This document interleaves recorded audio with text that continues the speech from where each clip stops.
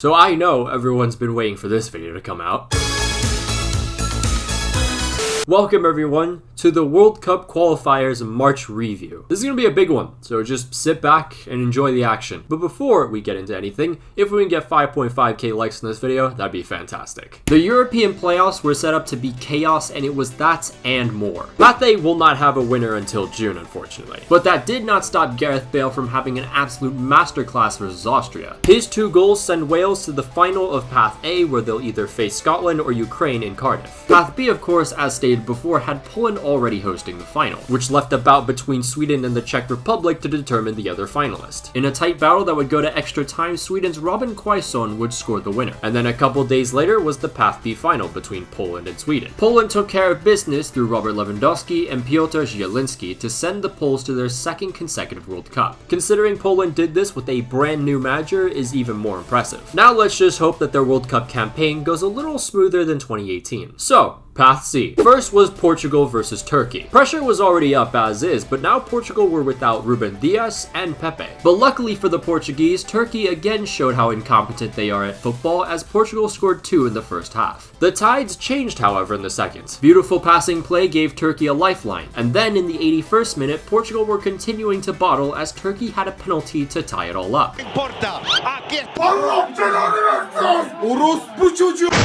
In the dying minutes of the match, Mateus Nunes scored Portugal's 3rd to send them to the final. Now, about what I said in regards to Turkey in the last preview, disregard that. I am a fraud. I should be arrested for misinformation and fake news. Quite frankly, my last meal should be tomorrow. Italy versus North Macedonia in Palermo was the other matchup in Path C. This should be an easy road to the final for Italy. But let me tell you about a little phenomenon I call Italian finishing. Italy had 32 shots in this match. And how many goals did they score? Zero.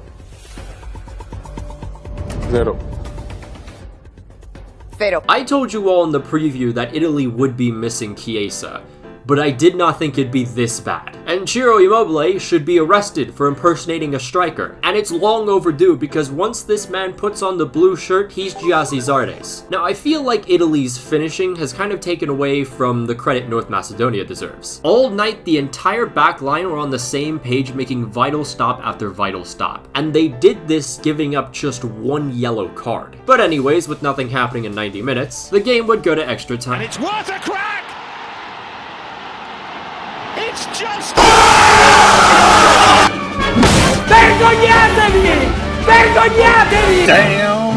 Damn! How could this happen to me? That's right, folks. North Macedonia have come back to haunt the Italians again. This time sending them packing back to Rome after Alexander Tchaikovsky's 92nd minute winner. This is the 2nd consecutive time that Italy have failed to qualify for the World Cup.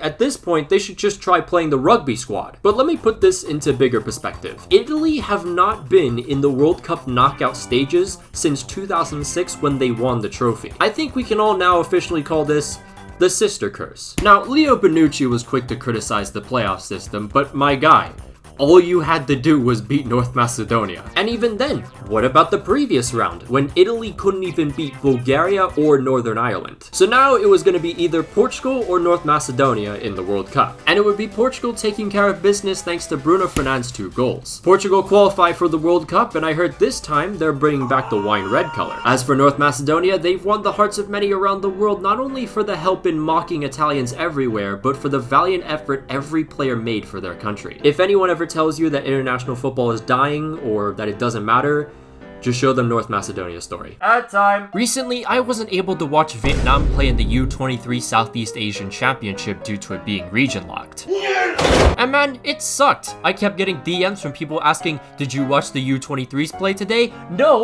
I didn't. But now that I have NordVPN, I can access any and all region-locked Vietnamese football content with a simple flick of a switch. NordVPN is the best service on the market, and trust me when I say this. No longer do you have to worry about missing out on your favorite leagues or ones that you want to start watching. Want to watch the J League but live in the void of Wyoming? That's no problem with NordVPN. Having trouble watching the Premier Premier League outside the UK or US, the indestructible region locked wall is no more. Want to watch the police play Kakamega Homeboys in the Kenyan Premier League? No problem. NordVPN is incredibly lightning fast with its unlimited bandwidth, and you can use it on up to 6 different devices. And have absolutely no worry if you decide to connect to your local cafe's free Wi-Fi, because NordVPN will keep your personal info safe and secure. So the next time you decide to have an outrageous football take on Twitter, no one can leak your home address anymore. Use the link on screen for 73% off a 2-year plan plus a month free. It's absolutely risk-free with NordVPN's 30-day money-back guarantee. So what are you waiting for? Click the link and you'll never miss one of your favorite leagues ever again.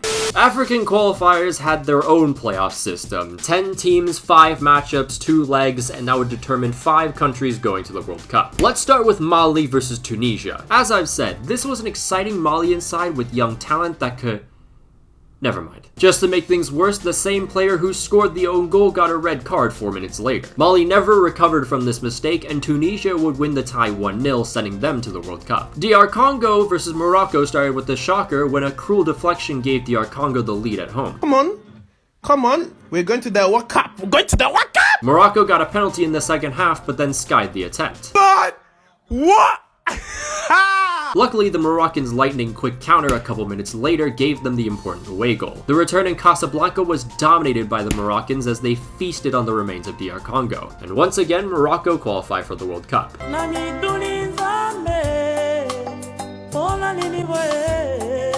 Nigeria versus Ghana is one of the biggest rivalries in Africa, and only one nation would be going to Qatar. The first leg in Ghana ended in a tense goalless draw. In the second leg, Thomas Partey gave Ghana an early lead, but most importantly an away goal. Nigeria received a penalty 12 minutes later with William Troost-Ekong converting it, but the Nigerians could never find that second goal. So yes, the Ghanaians have house a World Cup berth. They committed 33 fouls in the second leg. That's almost as much possession they had. As for the Nigerians, they missed the World Cup for the first time in 16 years. And the Nigerian fans were not happy. In fact, they invaded the pitch and started rioting. Cameroon versus Algeria was next, and Islam Samadi gave Algeria the advantage in the first leg. However, the Cameroonians would not make it easy as Eric Choupo-Moting scored early in the second leg. The game went into extra time where in the 118th minute, Ahmed Touba scored the goal that would send Algeria to the World Cup. But it's never over until it's over. Karo Toko Ekambi silences the Algerian crowd in the 124th minute, sending Cameroon to the World Cup after missing out in 2018. This is the same player that sent Cameroon to the playoffs after scoring the only goal against Ivory Coast. As for the Algerians, they again missed the big dance. It's a much bigger shocker this time as they were going into this new year as the best team in Africa. But there will be a lot of questions about the officiating in this match. Cameroon's first goal had a Cameroonian push an Algerian defender into his own keeper. As a result of some of the officiating in this match,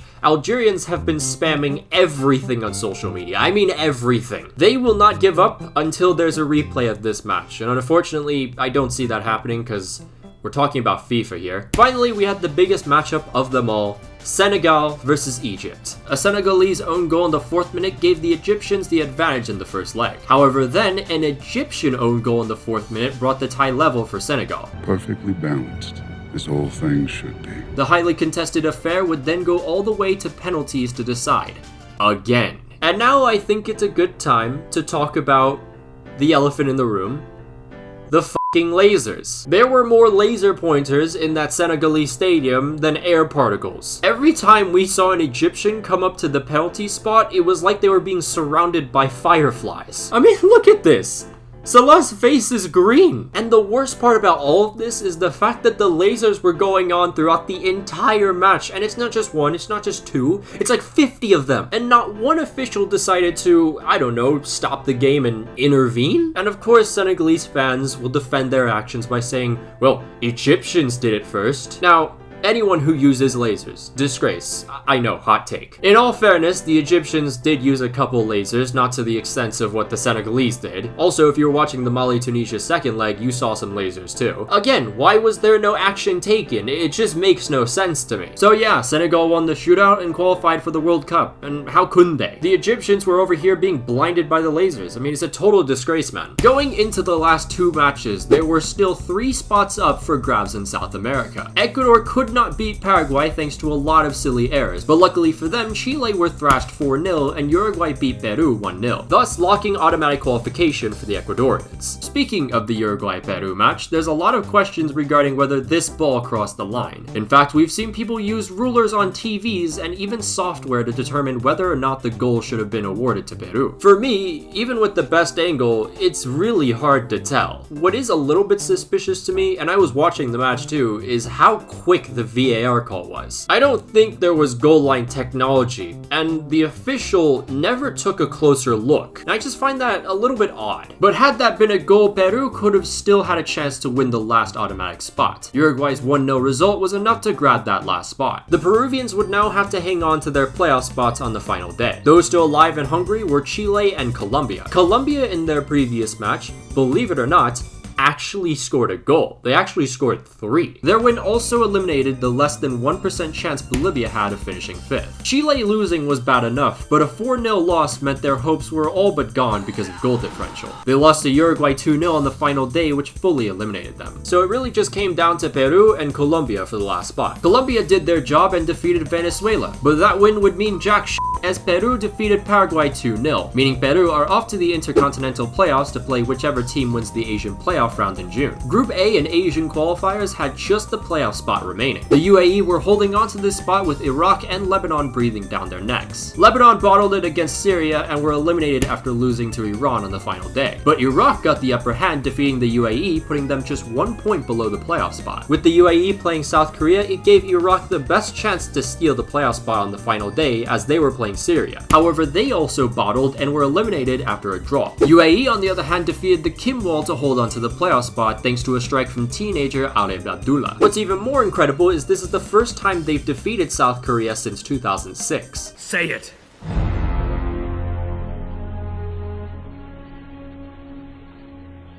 I concede. Group B, on the other hand, was a fight for the 2 automatic spots between Saudi Arabia, Japan, and Australia. The Saudis could only conjure a draw against the citizenship merchants, however, Japan had their backs, defeating Australia 2-0, sending the Saudis to Qatar. Unyosa Juruwa's Karu Mitoma sent the Japanese to Qatar with 2 strikes very late on. Japan were again quite generous to the Saudis when Vietnam held the Japanese to a draw, meaning Saudi Arabia would win the group after defeating the Aussies. Australia, on the other hand, will have to play UAE in a one-legged playoff to determine who gets to play Peru. Over to Oceania, where things were not off to a great start for both Vanuatu and the Cook Islands. Both squads had a COVID outbreak and would have to withdraw from the competition, meaning Solomon Islands and Tahiti would advance automatically. The Solomon god himself, Rafael Leai, scored a hat-trick to lead the Bonitos to a group win. In the other group, New Zealand would win pretty comfortably, with Papua New Guinea advancing as runner-ups. In the semis, the Solomon Islands defeated Papua New Guinea in a 5-goal thriller, while Empli's Liberato Kaseki helped New Zealand pass Tahiti. So now was the final everyone had predicted, Solomon Islands versus New Zealand. Could the Solomon dream live on and dethrone the Kings of Oceania? Unfortunately, not this year. New Zealand will now play the CONCACAF team in the Intercontinental Playoffs. Speaking of CONCACAF,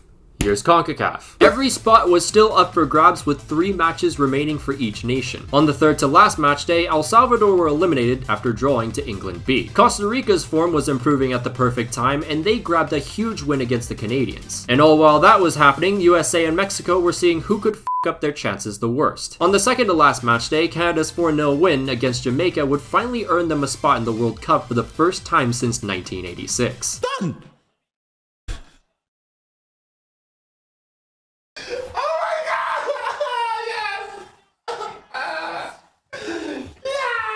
Mexico edged past Honduras 1-0, just about sealing their spot in the World Cup since their last opponents were El Salvador. The US slapped around Panama 5-1 in Orlando. Costa Rica defeated El Salvador, which eliminated the Panamanians. Then on the final day, Mexico qualified for the World Cup after beating El Salvador, the US doing the bare minimum as per usual, just barely qualified automatically after losing 2-0 to Costa Rica, which leaves Costa Rica in the playoff spot facing New Zealand in June. So with the March qualifiers done and over with, this was the big win window everyone was waiting for, I think it's time we quickly review who's all qualified for the World Cup. Qatar, Germany, Denmark, Brazil, France, Belgium, Croatia, Spain, Serbia, England, Switzerland, Netherlands, Argentina, Iran, South Korea, Japan, Saudi Arabia, Ecuador, Uruguay, Canada, Ghana, Senegal, Portugal, Poland, Tunisia, Morocco, Cameroon, USA, and Mexico. There are now just 3 spots remaining, and those will be determined in June, and of course there will be a preview for that when June comes around. So, did your country make it to the World Cup, or did they not? Let me know down below. A big, massive shout out to all our patrons, of course: Janos Balas, Alex Rod, Daniel Ortiz, Francisco Hernandez, Joseph Bonfante, Nguyen Din Mintang, The Motor Drive, Victor, Dominic Griffin, Emmett Shea, Lewis, Tomikis, Trevor Batson, Andres Was Never Here, Big Bird, Cash Getty, Exo, FIFA America, Atachi the Homie, It's Nulfo, James Huggets, Casa Chiefs, Mark Morcos, Mohammed Al-Bokhail, Nathan Trong, and Tyler Avon. If you'd like to join the Patreon, there'll be a link down below in the description and up in the annotations. You can follow my Twitter if you'd like, follow my Instagram if you want, follow my TikTok, trying to get to 7,000 there, and of course you can follow my inactive Twitch. But until then, I'll see you guys.